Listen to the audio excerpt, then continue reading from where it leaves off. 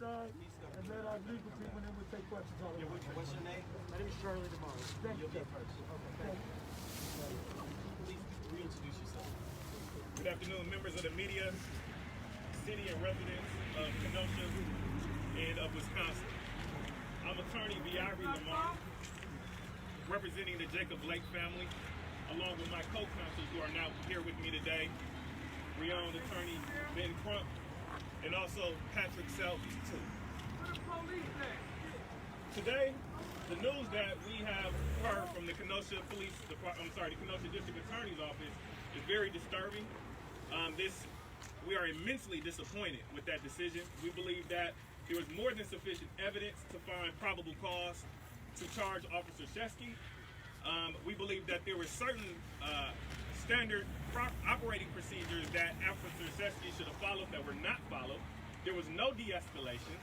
And we believe that the shooting an individual 7 times while walking away from the officer is nothing less than intentional. We believe that all the elements of attempted homicide were met, and that we believe that the city and the community is being deprived of their constitutional right to be able to be the trier of fact, and we're just immensely disappointed with that decision today.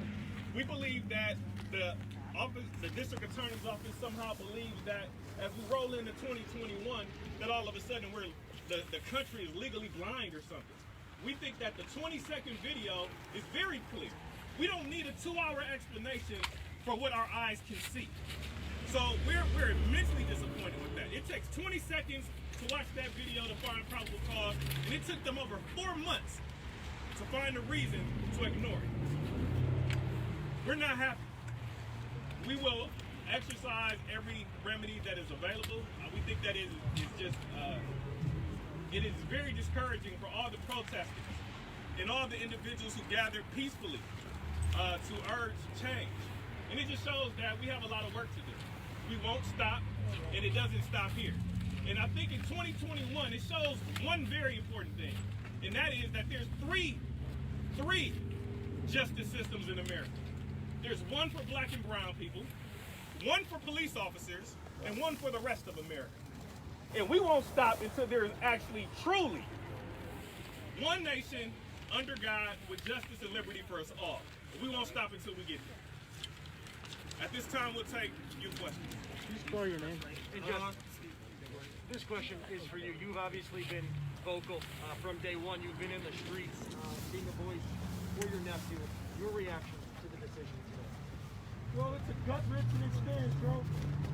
First off, you got to live in regard to getting a phone call we had to answer, right? So that's heart attack. Situation number one, then you have to allow yourself to digest rocks and glass.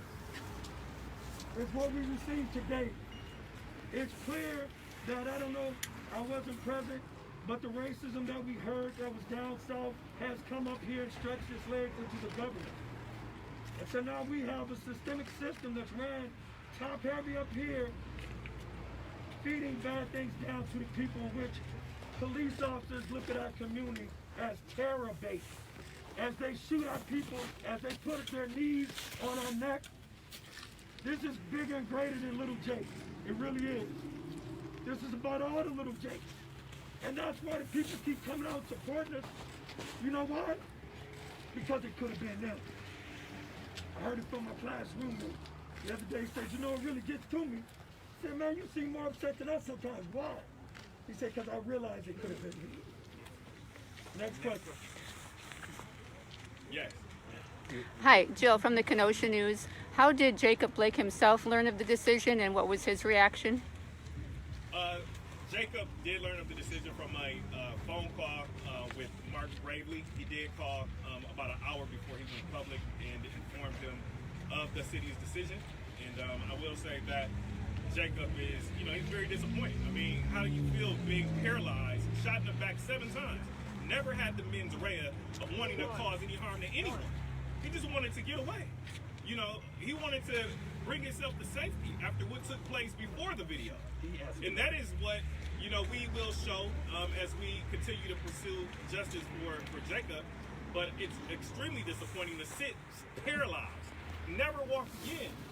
And to be able to hear that the officer is not even going to get the opportunity to go before a jury of his peers. I mean, that is just a grave injustice.